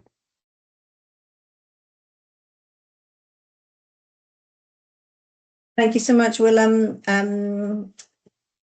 Manoj, I'll hand over to you for a few questions. There's none in the chat at the moment. All right. Okay. Thank you, Liam. That was very good and on time. So any questions for William? If not in the chat, but I believe you can just unmute and then ask the question. Yeah, and also if you would like the impact document, it's a working document towards policy that fits into the CORSIA and International Maritime Association's actions from the UK government, where we can look into supporting local hydrogen production and methanol production. Please let me or Natasha know for us to send it through. Yeah. Okay. Can I possibly ask a couple of questions? This is quite interesting point that you mentioned that you have methane blending with other fuel like petrol, and then you're looking into this power generation aspect. So primarily, I believe that you will be needing some sort of engine adaptation when you blend any fuel with any standard fuel. So could you little bit explain what sort of adaptation you made in the engine side? Now, Manoj, is with actually the two, well, we're busy with one project just now. I'll give you some details, but we did a proof of concept 2 years ago where I mixed methanol with chemicals, and we use it in a Land Rover vehicle as a direct fuel replacement. So ideally for using methanol in that way, all the connectors need to be of a certain type of plastic or metal. But for that specific Land Rover model, it just worked without any modifications. So we ran that vehicle for a few thousand miles and showed the proof of concept. And then we are busy with, and that's a compression ignition engine, so there's no spark plug. Right now, we are working on a spark plug proof of concept on a tractor. It's Innovate UK funded grant, where this tractor will run on methanol, ethanol, petrol, or any mix of any percentage in between, making it a energy resilient unit for farmers. And the same methodology then is possible for vehicles, petrol vehicles. Great, thank you. So I can see hands up from Paul Wilhouse. Can you unmute yourself, Paul, and ask a question? Hi there. Thank you very much. Thanks for all the presentations, but really fascinated by this one. And we have as a region a very strong demand for agricultural fuel for heavy vehicles and for forestry. I just wonder if there's any. You obviously just touched on there with the proof of concept and the work with the tractor that you're developing. Are there opportunities for regions like the south to look? We work with Scottish Rural University College, for example, and with team at SPEERI to try and do a project to demonstrate its value to the large number of farm operations and forestry operations across our region, potentially as a heavy transport use case, if that would be of interest. I'm just curious to see what stage you're at and whether there's opportunities immediately to take forward demonstration projects. We can supply you with an engine to put into a truck that runs on 100% methanol today. It's there. So we can also supply the truck if we have enough buyers. We can convert them to ride and drive. So the solutions are there. It's just a question of the willpower of people, and looking at the current geopolitical climate. I think to produce fuel locally is probably the best way to go, and hydrogen, as we speak here, is the key. Without green hydrogen, none of this will be possible in a sustainable way. And that's why we support the hydrogen economy. It's certainly part of our vision. And collaborations, please, yes, just reach out. We will definitely help to grow your knowledge base where we can assist. Thanks so much, Roland. So we got hands up from Kim McKen. Can you unmute him? So Willem, I think I've got a collaboration opportunity for us. I'm working with Port of Inverness and a new firm who is going to be putting barges up the Caledonian Canal to construct the 3 massive pumped hydro projects in the Great Glen. Okay. And we are going to be part of a consortia with the port and probably Net Zero Technology Centre and others on creating a clean fuels test bed facility at the Port of Inverness to trial different fuel options for those barges, because obviously you don't want diesel barges going up and down Loch Ness covered in tourists. We want it to be fuels made in the Highlands, consumed in the Highlands and proven out. They're going to be buying 8 new barges, and the test will be which propulsion technology do they order for all the barges that are going to be delivered. And we are looking for different technologies who would like to come and trial. I have got everybody around that table. What I'm missing is the engine. So ethanol, you mentioned, I am really interested in how Scotland's circularity, Scotland's drinks industry, when it's at the low point, would be able to make the ethanol that it was using to, say, make hand sanitizers, to provide ready-made ethanol that could then be used and converted in our inland shipping and in the start-up for aviation as well. So I think there's definitely an opportunity for collaboration, and definitely a couple of maritime projects that will be looking at ZEVI in Scotland by the second half of this year that I'm sure we could collaborate together on. Great. Great. And what's wonderful about methanol, if everybody heard me, is if the ship comes to the worst point where it actually sinks and the fuel spills into the ocean or waterway, it dissolves completely. And methanol is organic. You get it in an apple, so it's an organic compound. It's not a man-made thing. And that's the lovely thing about working with this molecule.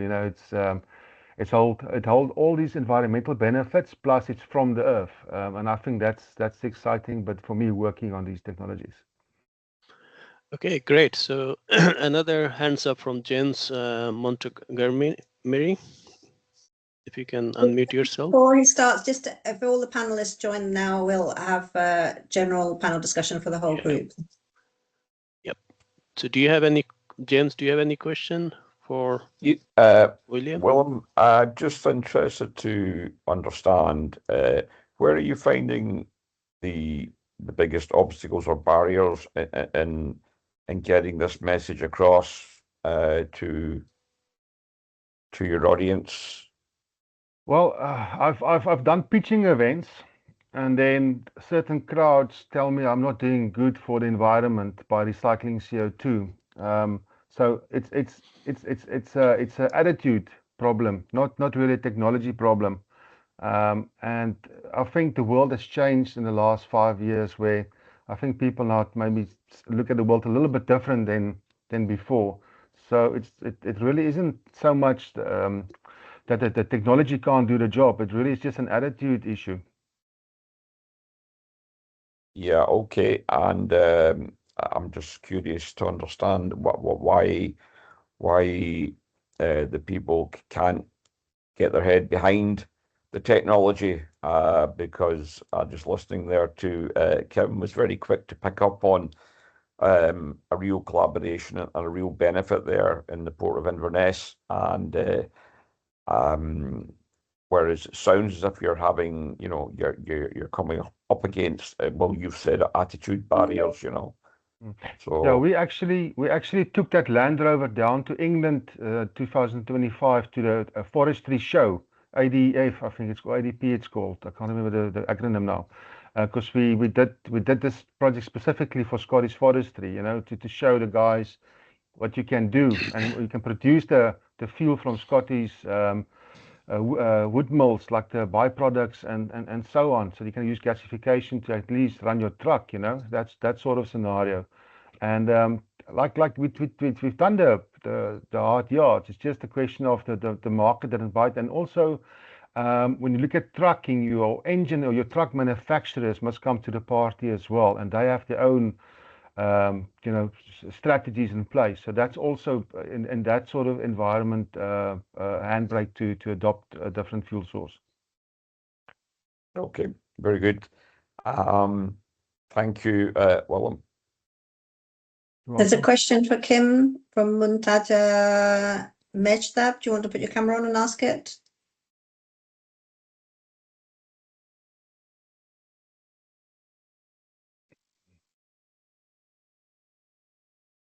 If you're still there, I'll read it out. From a commercial and deployment perspective, how do you see the role of repurposing legacy oil and gas wells for underground hydrogen storage evolving in the near term? In particular, what are the key barriers, technical, economic, or regulatory, that need to be addressed before this becomes a scalable and investable solution? So we talked about long-term storage. Well, long-term storage of hydrogen would be in salt caverns. Long-term storage of CO2 would be in depleted oil and gas assets generally. I think. Although someone knows better than me, which you might. I'm an engineer, but generally, so what are the barriers? The speed at which the UK government's been moving is the main barrier, to be honest. Well, that's not entirely true, but it is a large part of it. We are trying to make, so an oil company, an oil and gas company, and their assets, they are a capex light. They're all about optimizing OPEX. Once you put the capex in the ground, it's about how cheaply you can pump out your feedstock and optimize for that. They are machines built on optimizing the cost per unit out. Putting CO2 back down is a reverse business model. It's a waste management model, which is a completely different business model for an oil and gas major. So part of it is on getting their head around that. And actually it takes a regulatory cost. Who's going to pay them to put it under the ground? And it's that mechanism, it's that market mechanism that is not got the level of clarity that's required as yet, but is evolving with the carbon capture and storage competitions the UK government's been running. And we know that Acorn got its funding in the 200 million worth of funding in the comprehensive spending review last year. So those policy moves are all positive. The UK government's just taking far too long, to be perfectly honest. The key thing for me in a CO2 perspective that is the key to Willem's problem that James identified is James right? Now the incentivization is all about storing it. It's not about using it.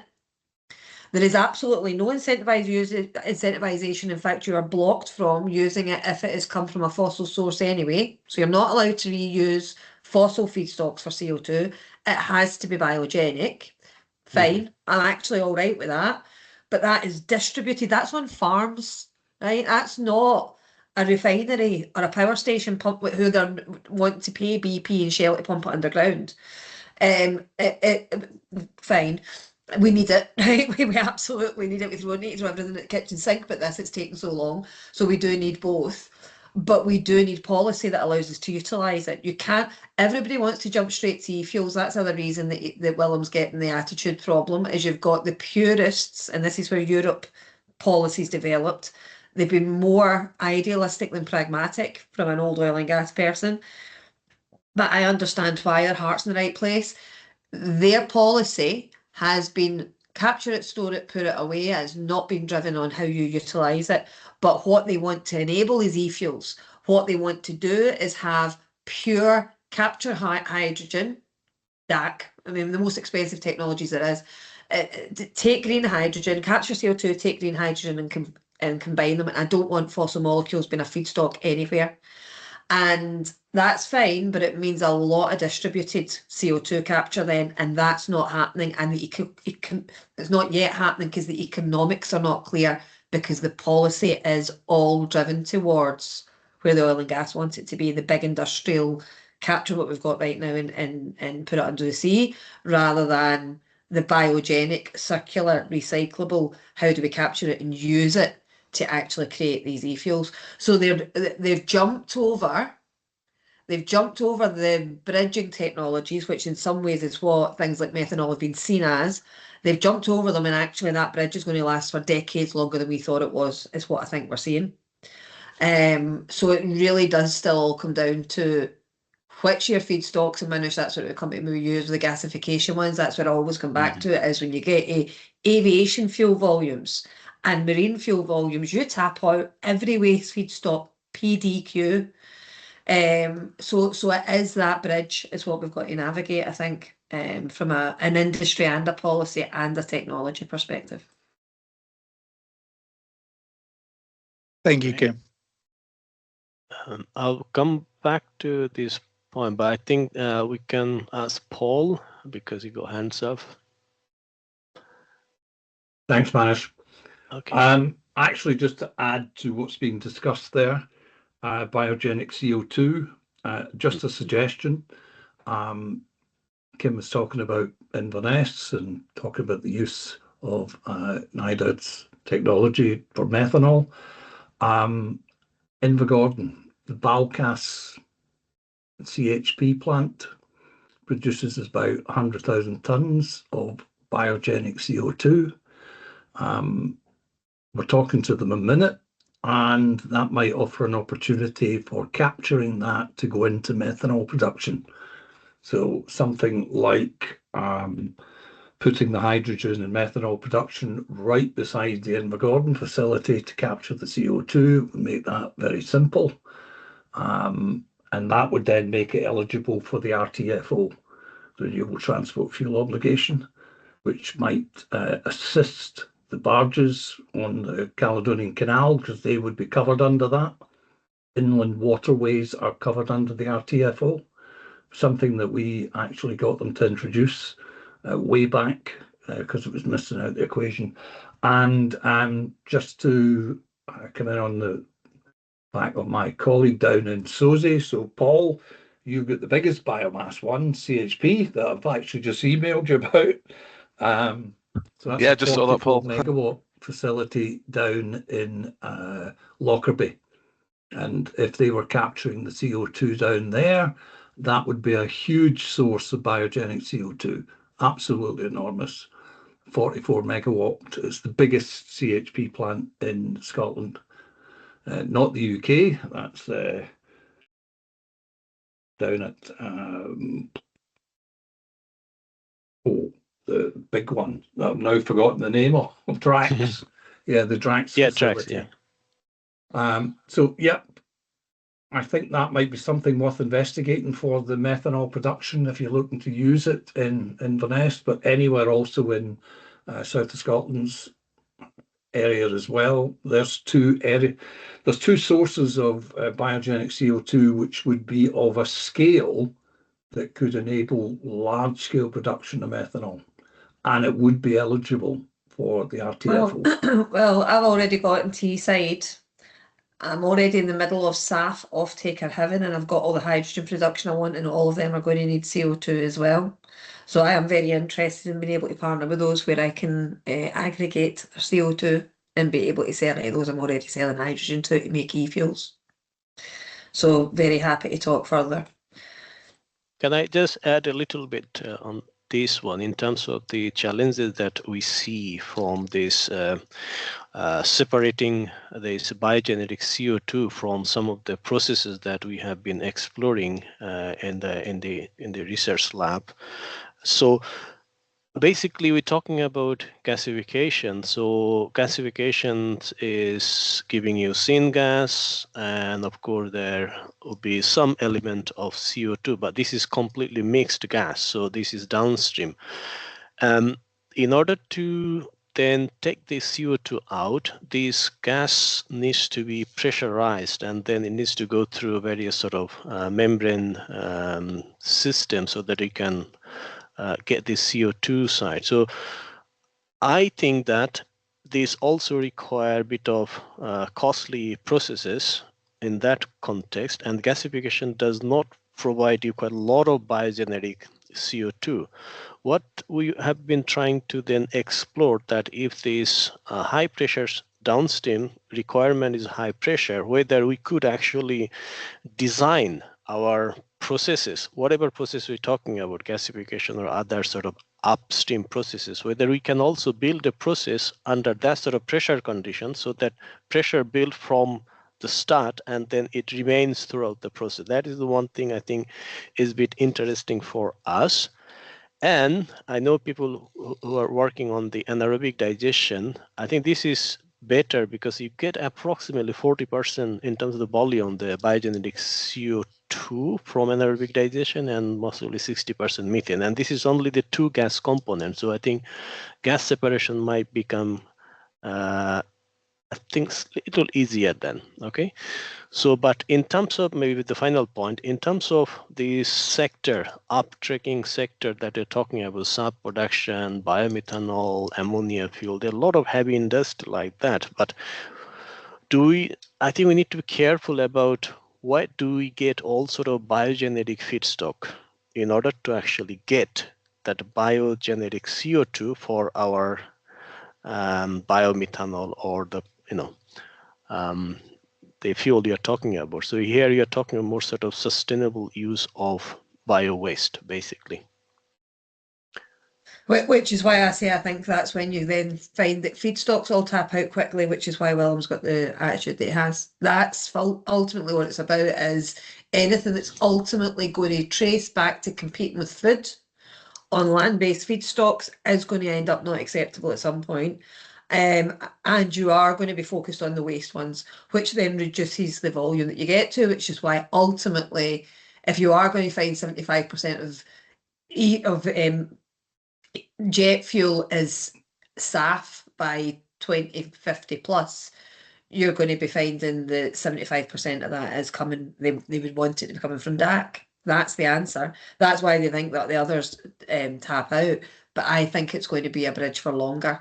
Is ultimately, I think anything where we can increase the efficiency of the circular solution is ultimately still a good thing to do. And I think the geopolitics plus other elements is going to drive the need for more localized distributed solutions.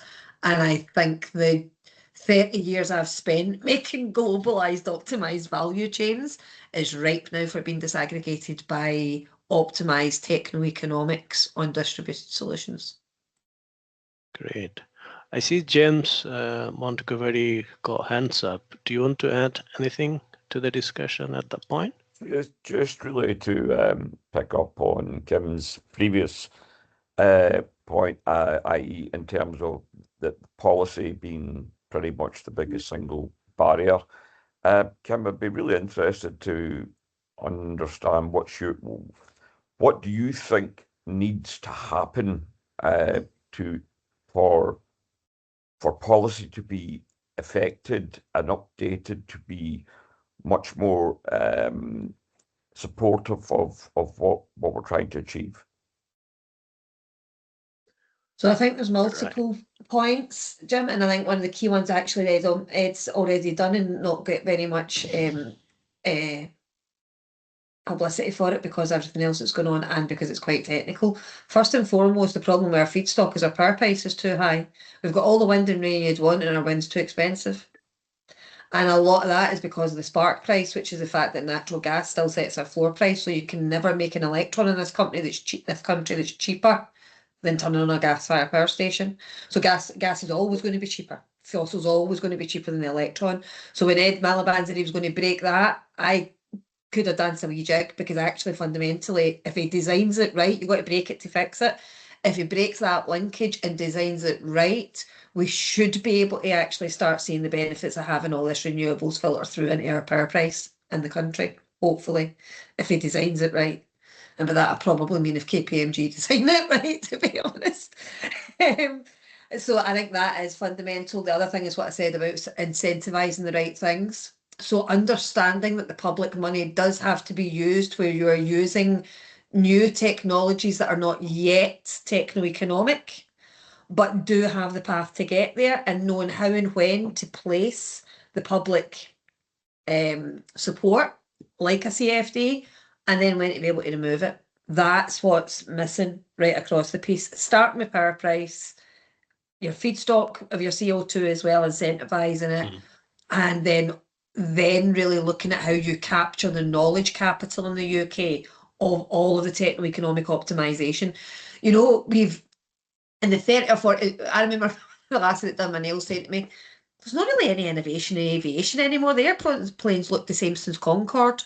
Do you know how much R&D has been done on fuel efficiency alone in aerospace in the last 30, 40 years? Imagine what we've got untapped here of meat on the bone with the engineering of the end-to-end hydrogen and fuels economy to be able to unlock all of that efficiency. That's what we've got to focus on capturing and put the right support mechanisms in the right bits of the value chain to be able to make that happen. Great. Akshay, Shudagar, William, do you want to add anything to the discussion? I know you possibly only have 10 to Yeah, it's okay. Thanks for the wonderful questions about the opportunities of methanol production from biogenic CO2. I would like to top off from your perspective, and Kim. Yes, as a researcher from the electrochemistry, there is another solution for electrolysis of CO2 to the methanol production. That is, it's with good efficiency, still with a lot of technical challenges, but still, if you have a renewable energy on site and if you have a biogenic CO2, it dispersed in the wastewater or even the fresh water, and it can be converted into methanol, and that can be used for the further application. That's I would like to top up this point. Yeah, thank you. Akshay, do you want to add anything? You have been quiet. Yes, I would like to add, like, there are various opportunities, like for our project, like we are using waste and we already have a utilization stream of CO2. So there are opportunities for methanol production which can be done.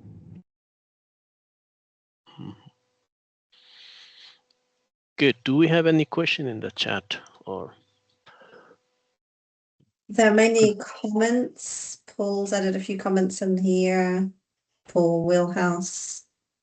I can't see any questions, but do put your hands up if you have something.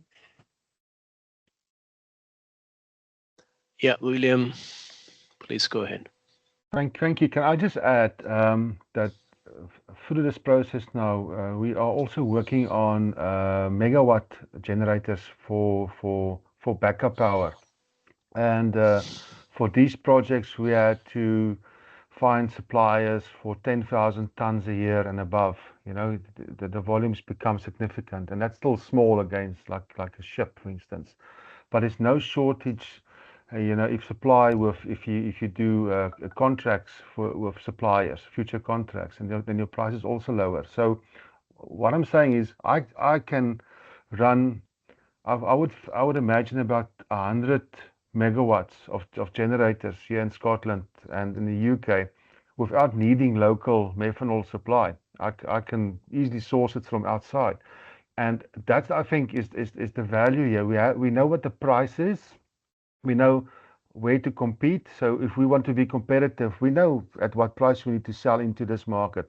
And the great thing is these suppliers would buy every single drop that we manufacture locally, because it saves them on their CO2 and COP emissions and whatever environmental factor is they're reporting and so on. It saves them because they have to transport methanol across the ocean to here. So I think there's a huge opportunity for everybody on this call and beyond, because we already know what the market dictates, and that is not it's not like batteries where it's an unsure future.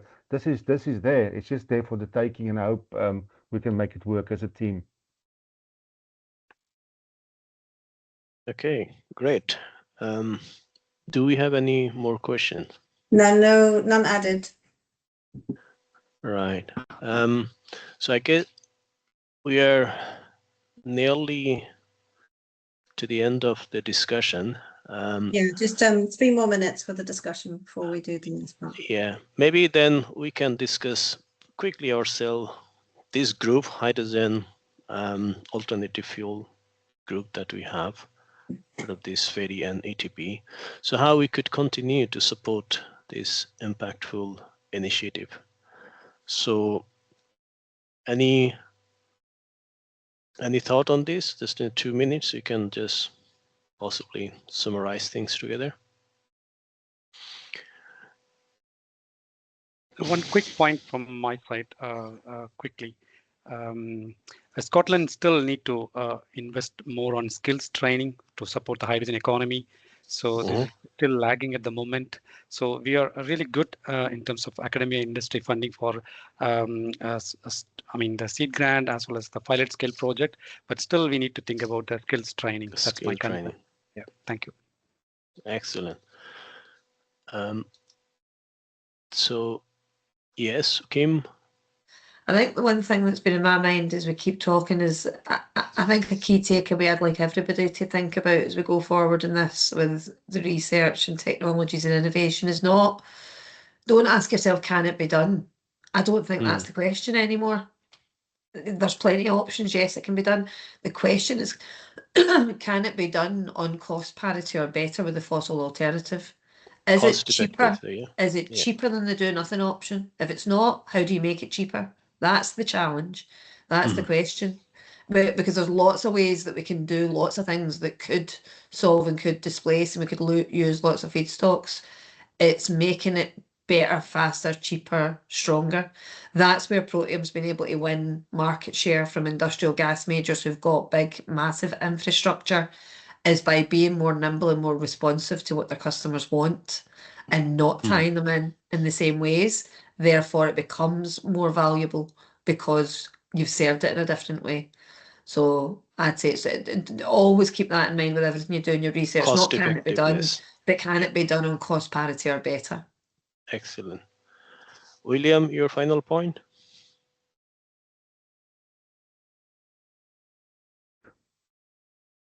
I think from the questions I had from the panel today, I think we're on the right track here. And if I take all the academics I've spoken to over the years and today listening to what you guys are up to, that's wonderful, because I think we're all heading towards the same goal.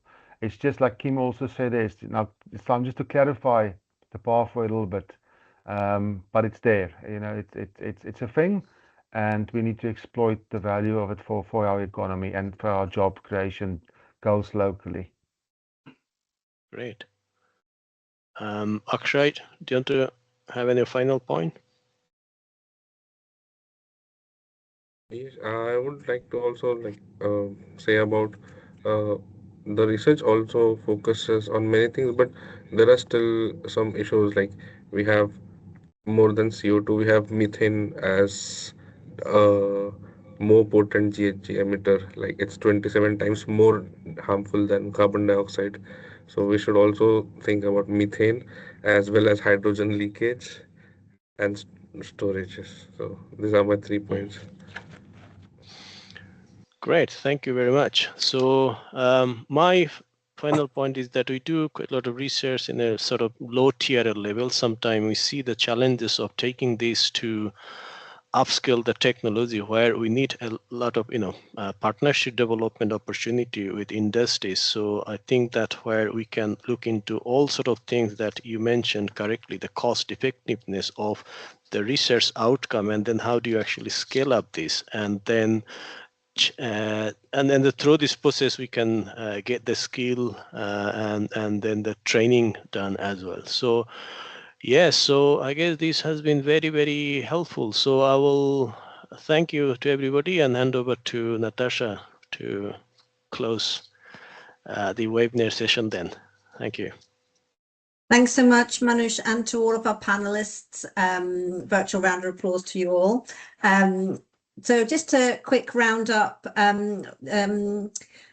Manush and Kim and the enterprise agencies, we will be gathering together and pulling together recommendations for a focus group on hydrogen-derived fuels as well. So we've spoken sort of side discussions about this already.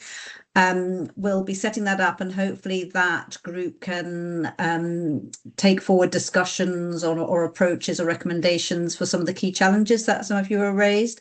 So if you're looking to engage with this group, if you've got any key issues or key challenges you'd like us to take forward to this group, let us know. And we hopefully that this group can help support the hydrogen economy and the ecosystem, especially for hydrogen derivatives and fuels. We have our next webinar series session coming up on the 17th of June. At the moment, we have confirmed speakers from Scottish Enterprise, the specialist for hydrogen alternative fuels, Jonathan Simpson is going to join us, Paul Codd from Flexigy, Paul Connor and his colleague, I think it's is it Gareth Irvin? Paul, if you're still here, let me know. And Dr. Julian Muli Castillo from University of Glasgow will be discussing storage and transport. Obviously, that overlaps into fuels as well.